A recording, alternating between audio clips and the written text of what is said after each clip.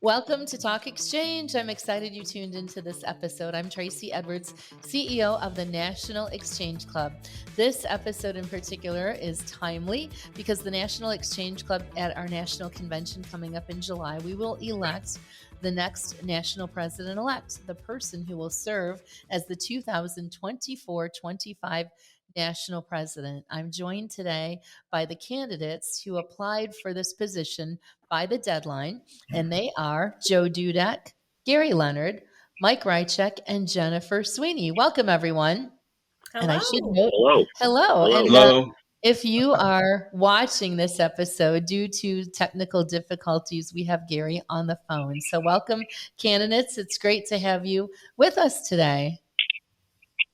Great to be here. Awesome. Well, we appreciate your interest in serving as a leader in the National Exchange Club. Of course, you've all served at the required levels. So we appreciate your interest in leadership in the National Exchange Club and your involvement up until now. I know, having known each of you personally, I appreciate your dedication and your commitment and your ideas to benefit Exchange. So we're going to start today by giving each of you 1 minute to answer the question, why should a member vote for you? And we'll start just going clockwise on my screen. Mike, why should a member vote for you? Well, I'm assuming, like everybody, I'm committed to the future success of Exchange. I'm not just interested in being a cheerleader, but a national president who's focused on actually taking concrete steps to move the organization forward. My plan is to better promote the vast tools that we already have that I believe are being minimally utilized in terms of growth and management of clubs and districts. And I have a number of ideas that I believe will move the organization forward by becoming more member success focused. Thank you. We do have some tools, don't we? We certainly do. Excellent. Thank you. Lots of tools. Lots of tools. Minimally utilized, lots of tools. Indeed. We've talked about that before. Joe, why should a member vote for you? Tracey, thank you. Members should vote for me because I'm a 20-year Exchange Club member with over 15 years of local club leadership, including chairman of many successful fundraising events, which I'm still involved with as a member of 8 clubs, along with district leaderships as the only VFR supporting 2 districts now. And along with my national leadership, having been on both the National Board of Directors and now on the Foundation Board. I'm currently Executive Director of the Exchange Club Center for the Prevention of Child Abuse of Southern Connecticut, and bring a strong background of over 30 years of successfully running and growing businesses in both corporate and the business world, with the nonprofit business world as well. So I also have a 3-year strategic plan to help address our 3 most important issues, which are how to build new clubs and increase membership, how to increase visibility and engagement in our clubs and communities, and how to raise money for our clubs, districts, and the National Exchange Club. And thank you, Joe. This is just a starting point for why members should vote for me. Thank you. And Jennifer, why should members vote for you? Well, Tracey, I've been involved with Exchange for about 23 years. And of course, I've served in many leadership positions as well. 4 years as the Regional Vice President of Region 7. I'm also a volunteer field representative of VFR. I've mentored many members and clubs along the way. And what I bring is a fun and enthusiastic personality, along with my heart and soul to Exchange. I'm excited to continue the growth path that the previous presidents have already set. And I believe that my out-of-the-box thinking and ingenuity will strengthen the organization and allow us to serve our communities in new and innovative ways. Thank you, Jennifer. And Gary, why should a member vote for you? I'm no different than many of the other candidates you've heard from. We all have great paths in Exchange. We've all been club leaders. We've all been district leaders, and likewise also RVPs of major districts. So we have all the prerequisite experiences, I think, that you see. I think one of the things that might hold me a little bit unique compared to some of the other leaders is that I have a strong history of bridging the gap between what we have been doing to where we need to be going. And that's because I've been able to secure a commitment from people to make the difference in that change between their behaviors, between the tools they bring to it, to also prepare ourselves for the future needs of our communities and our members. That divide is what often holds us back. We've got to look at the ways to bridge our leaders of the past for the future leaders of the present. Thank you, Gary. Excellent, each of you. I appreciated those answers. We heard some of the same words. We heard past and present, and we heard unique. So given that, what would you say makes your leadership style unique from others we have seen in the past? So I'm going to go in a different direction. Well, I probably should stay in the same direction. So Mike, what will make your leadership style unique from others we have seen in the past? Well, I guess I call it respectful accountability. All too often, in an effort to be a nice guy or gal, it seems we accept a less than expected effort from those who make a commitment to do something, whether it's a member of a team or an officer at either the club or the district or national level. And I think we must respectfully hold others as well as ourselves accountable to actually do what we say we're going to do and get what we agree to get done. I realize we're mostly all volunteers, but others who are doing what they've agreed to are counting on us. So I just call it respectful accountability. And too many times we let people off the hook. They volunteer to do something and they don't follow through. And in my experience, at least, at the end of the day, they dump it back in your lap. So I think we got to be accountable as things progress. Thank you. And Joe, what will make your leadership style unique? Thank you, Tracy. My leadership is unique as I bring both a nonprofit and corporate leadership experience to this position. I'm currently an executive director at a center, able to grow a center over the past several years to new programs and help our communities in new and very effective ways. In my corporate life, I was able to grow a very small division into a much larger multi-million-dollar division. And through that was able to get people involved with all the properties of what was necessary in order to do that and grow a business as we want to grow Exchange in the same way.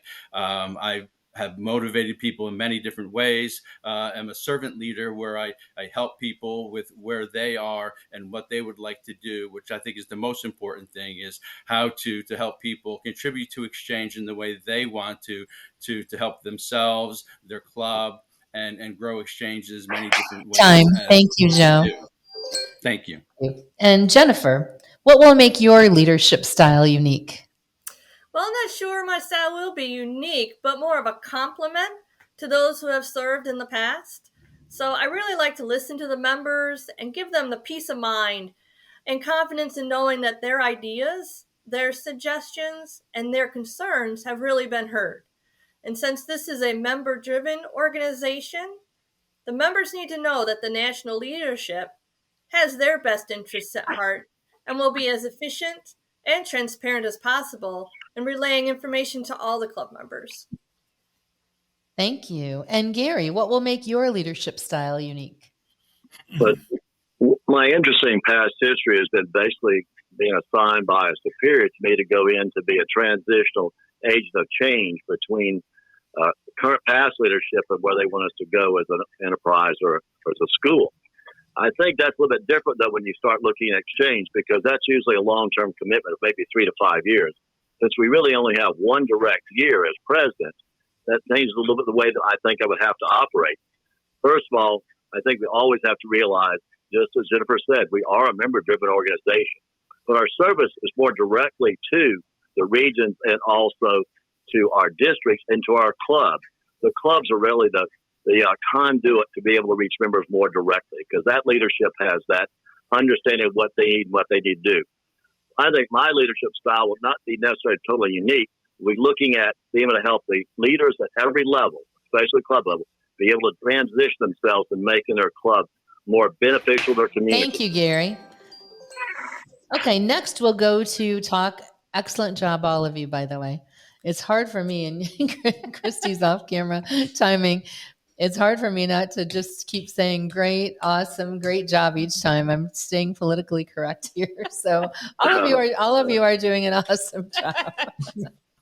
Okay, so moving on, we'll talk now we'll move now to some of Exchange's obstacles. You've all been involved at the leadership level. You've seen that everything's not perfect. You've certainly seen some challenges. So thinking about Exchange's obstacles, to you, what stands out?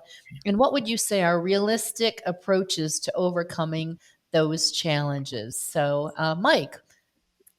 Well, I think that, first of all, we have to realize that COVID has impacted and still impacts us going forward, and that many of our members and potential members might still be struggling as a result. We need to better instill in our members a sense of what I just call customer service, realizing that each of us are one another's customers in this service business in which we're all invested. We need to ensure that the divisiveness that has become all too common in society will not be allowed to infect exchange. And we need to continue our efforts for inclusion so all our members not only feel welcome and appreciated, but know that any guest they might bring to exchange will feel the same, regardless if they're friends or neighbors or business associates. So I think those are some of our obstacles. Thank you. And Joe, same question for you. Thank you. Our obstacles are that we really don't promote ourselves enough in our local communities. We do such great work and support in our communities. And for most of our clubs, the Exchange Club is not recognized as a real asset or leader in their community, unfortunately. Many people in our communities have never even heard of the Exchange Club, and we need to change that. Again, part of my strategy is to bring a realistic plan and approach to, over time, raise visibility and engagement of all of our clubs and districts while building the clubs and raising funds to support all the programs of service in our national project to help be a strong Exchange nation. Thank you. Jennifer, same question. Well, when I think of this question, leadership development at the club and district levels come to mind. The headquarters staff, of course, does an amazing job with the monthly trainings that they do for the district presidents and president-elects. But it's the getting people to that level that we need to work on. And I think more time could possibly be spent with the district directors at their level to try and train them a little better, to recognize and to mentor potential leaders that they see in their respective clubs. And so building relationships and getting to know the members in their specific division on a personal level will help them to identify those potential leaders and better equip the district with a succession plan. Thank you. Gary, same question to you. I'm very similar to the same concerns that my colleagues and peers have also talked about. Getting the word out. Sometimes we are our own worst PR person. Personal interest in that is because of having worked in the media PR here in Exchange Club of Charleston, the Coast Carolina Fair. We get a lot of things out in the newspaper. We also get a lot of items into the newspaper. But what we sometimes break down is not being able to get the word to the people who are probably closest to us. So we started doing, though, with our Ames grant, is having those particular, nonprofits put in their newsletters and on their websites what we've done to support them. That gives us a broader coverage. Another thing we've also done is try to work together with other clubs to bring in more clubs and members together to work on a project. That tends to also bring more interest by the local media. The other problem I think we also look at is we tend to be somewhat insular. We work alone. We're a club only. We don't realize there's lots of partnerships we need in our community to make the difference in there, to make our community a better place to live. Excellent job, each of you. Thank you. You're coming up with some great stuff. So let's talk about your club experience. What does your own club do to attract membership, and how's it going? Mike? Well, we try to advertise quite a bit. We try to encourage folks to obviously bring guests. We work, we do some fellowship with other clubs in the area, having socials, et cetera, and bringing people in and making sure that they leave with materials that really kind of reinforce what we've talked to them about. We just try to be as, I guess, friendly. Sometimes, people can end up in their own little groups and be perceived as cliques, and we oftentimes remind people that, we talk about you can't sit there. We want to make sure that none of that happens. And then we try to gather the information to follow up with people, see if they've got any questions. If have been to a social, maybe invite them to a lunch or a dinner or a meal. Just trying to be Thank friendly you. forward. Joe, same question to you. Thank you, Tracy. So our Norwalk Club has done something kind of drastic for the club recently. They changed the meetings out of their old meeting place of a hotel, a conference room where we had our dinners twice a month, and put them out into the community to be more visible. Specifically, so we would be in the community. So we do one meeting a month in a business meeting, restaurant environment where we are seen in the community with our signage, and then once a month out into the community in another restaurant area where we can be and do more of a happy hour interconnection with the community through that visibility and moving around to different restaurants within the area and neighborhoods within our community. So it's really paying off well as our visibility is rising. We're getting a lot more people interested in what we do through that visibility of just our meetings now. Thank you. Jennifer, same question to you. The two clubs that I belong to, we participate in all kinds of activities and projects in and around the different regions of our community. We do the information booths at various events where we get to meet parents, we get to meet other nonprofit community organizers. We host a motorcycle poker run, so we get to talk with bikers about our programs. We have speakers at our club meetings from different organizations from the community who they help at-risk youth, they help seniors, they help the homeless population. So all of our events are used as a membership recruitment opportunity, and we're armed with the brochures, the elevator speeches, and everything else to make every attempt to bring the awesomeness of what is exchanged to others. Thank you. Gary, same question to you. Well, like many of my peers there, we also realize we have to change the things we're doing to be able to get the types of members we want to come into exchange. I belong to 3 clubs. They all have a unique way of being able to try to attract members. So I'm going to try and pull some of the best things from those 3. One club is an evening club. It's primarily couples, and it really starts out with a very simple program, a business program, and maybe a speaker from a nonprofit that we're interested in bringing the information to our members.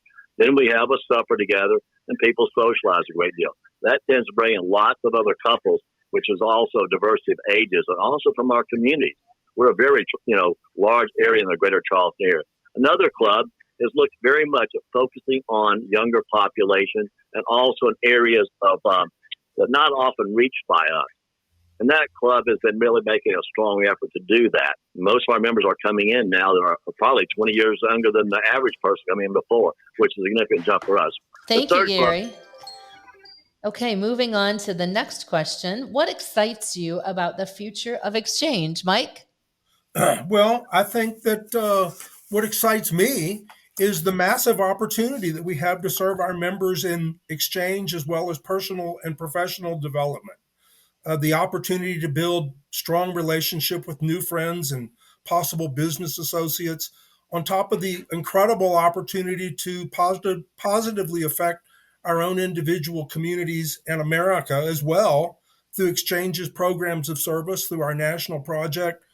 Just like I said, the massive opportunity in front of us is what excites me. Thank you. Joe? Tracy, thank you.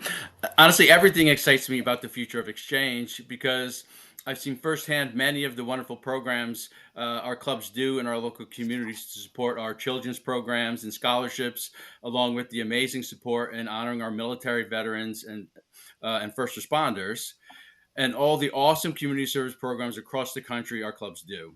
But especially the future of our child abuse prevention program and network of agencies providing valuable services to support families, provide a safe, healthy, and loving environment for their families and themselves, which is so important currently in our culture. And Exchange has that opportunity to do all these changes by just raising visibility of the great work we do.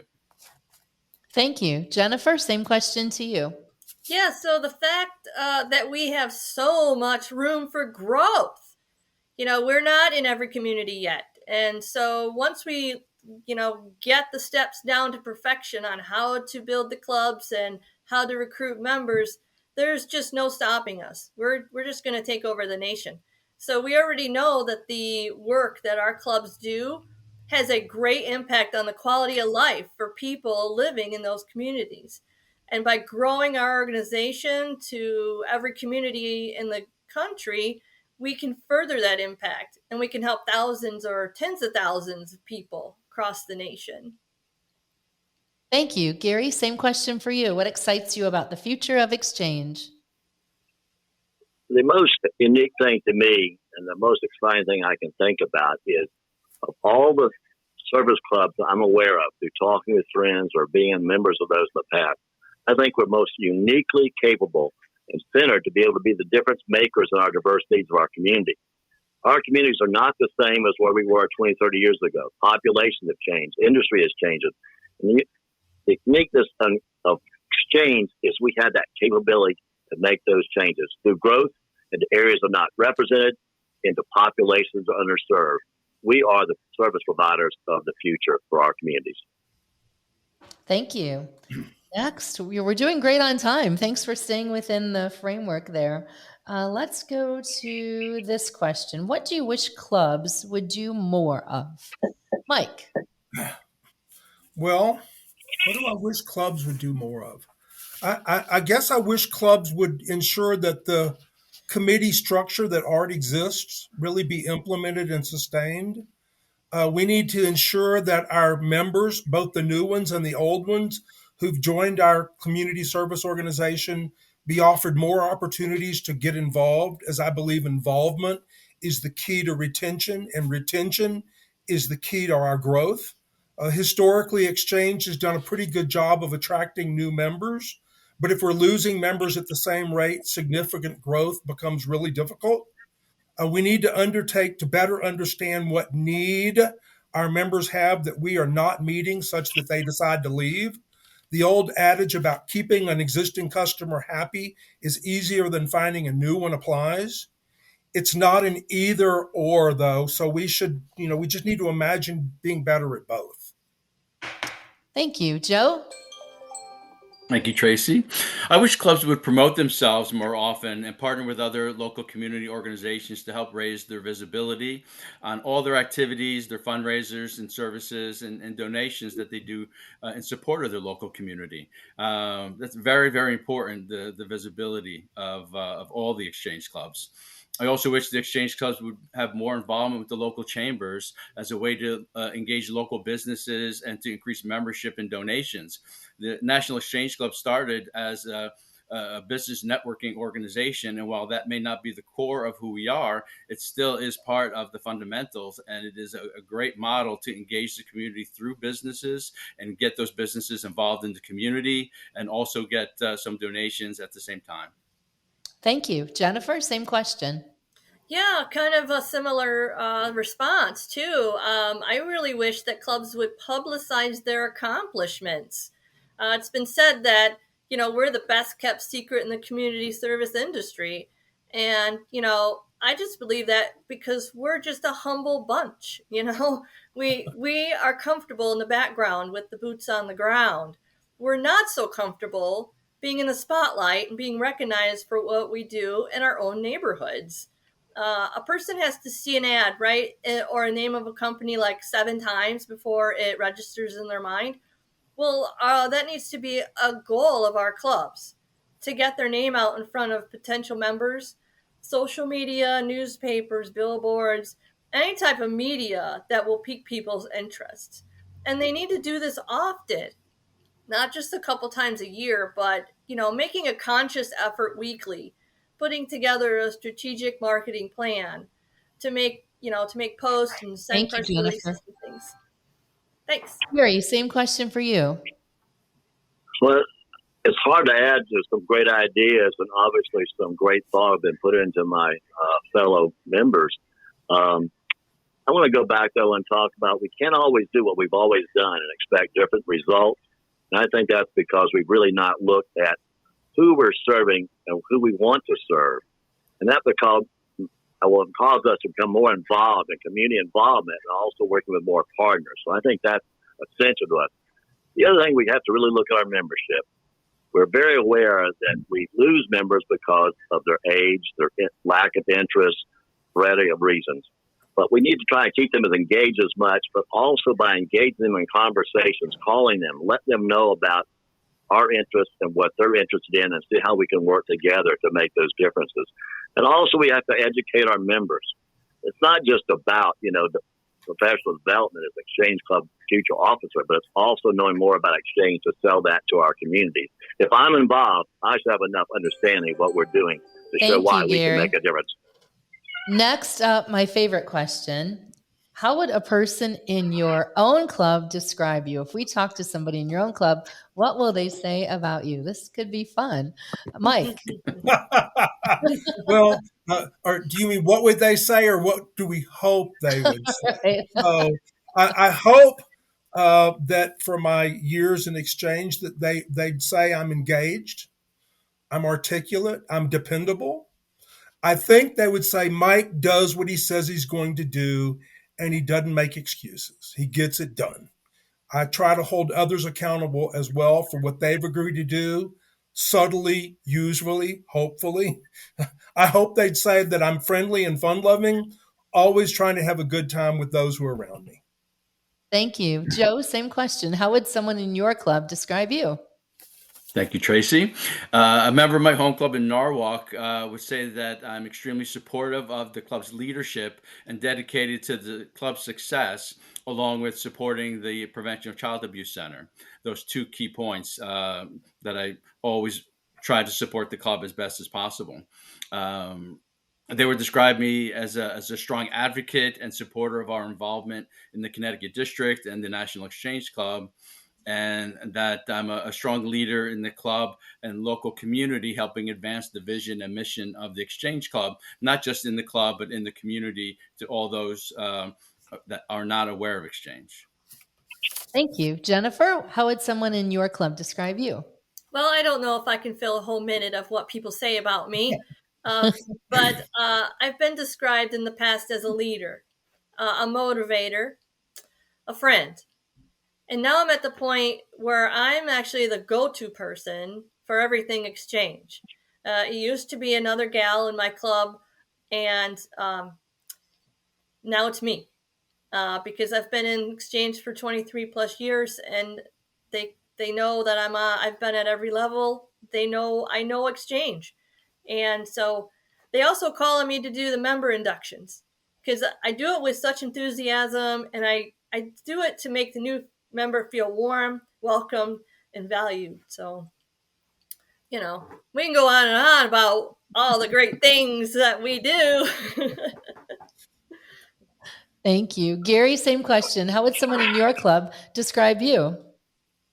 Well, first, I would like to say to my fellow president candidates, you pretty well describe yourself. I also see you through my eyes. So I compliment you on your thoughts and what you've shared with us. Very quickly, what do I think my members would talk with me about or think about me? Is one, I'm loyal. I'm a team worker. I know when to lead and I know when to follow. They also know that if they come to me and ask my opinion, I will share it with them in a way that helps them understand why I believe that. Likewise, they know in our conversations what we share with each other remains with me secret and is not divulged at any time. And I think that's a huge commitment to make sure that we are loyal, but also take great value in being a person that comes to and asks questions and what should we possibly do. They don't always take it, but they do come to me. Thank you. Excellent answers again, candidates. We appreciate that. Thanks to Christy Linda, our communications director, who's effectively timing to make sure we keep things very fair as we do at the National Exchange Club. Christy, how about we get 30 seconds on the clock and we'll go around and let everyone give a closing comment. So I like it. I like it too. Excellent. So we'll get 30 minutes on the timer. Oh, we're not giving them 30 minutes. We'll No, give them 30 seconds. 30 seconds. That's true. Thanks to Brad Augustiniak here at Aplos, our partner in producing these Talk Exchange episodes. It's been really fun and an awesome way to get the word about Exchange out to our members and beyond. Thanks, Fred. Well, thank you. It's been fun. Okay, why don't we go in reverse this time? Gary, let's start with you. 30-second closing comment, please. I feel very comfortable the future of exchange is going to be in good hands with any one of the four of us. And that's something that I take great value in sharing with our membership. We all have different leadership styles. Maybe that leadership style we will be need next. We won't know until that person gets elected and starts fitting into the seat next to you, Tracey. So I'm very positive about the future of exchange because of what I see and who I've also worked with in the past. Thank you. Joe, same question to you. 30 seconds. Thank you, Tracey. As Gary said, we are all strong exchange leaders, and we've had a lot of strong leadership in the past, great national presidents to lead exchange, but we have not been able to move things forward in building clubs and membership growth as we need to.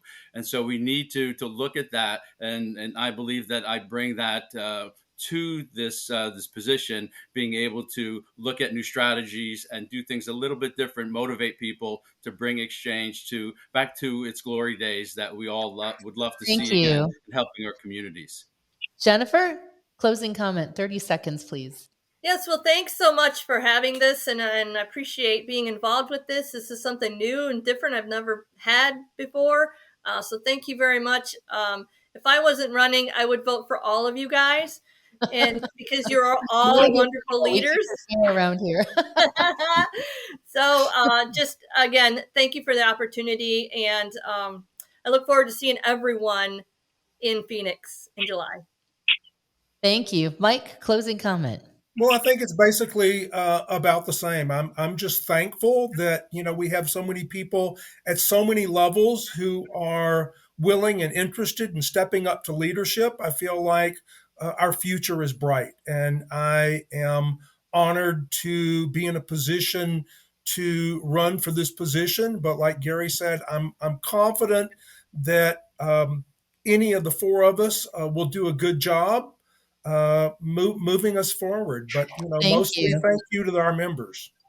Thanks to each of you. I am very impressed by all of your answers today. And Christy, I've been telling everybody who asks about our candidates this year, we have the best, most qualified candidates this year. I'm thankful for each of you and your interest in continuing your leadership in exchange. We wish you all the best.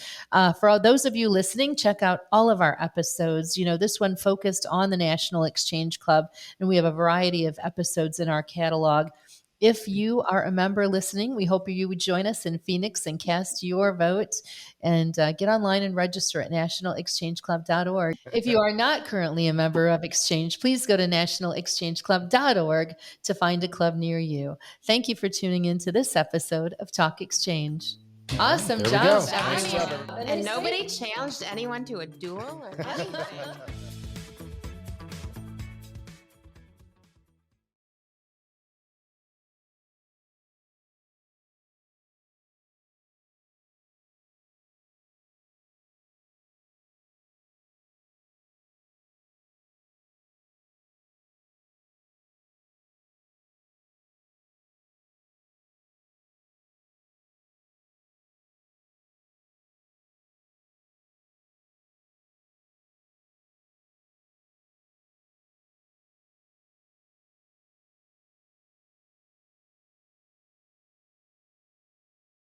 And nobody challenged anyone to a duel or anything. And they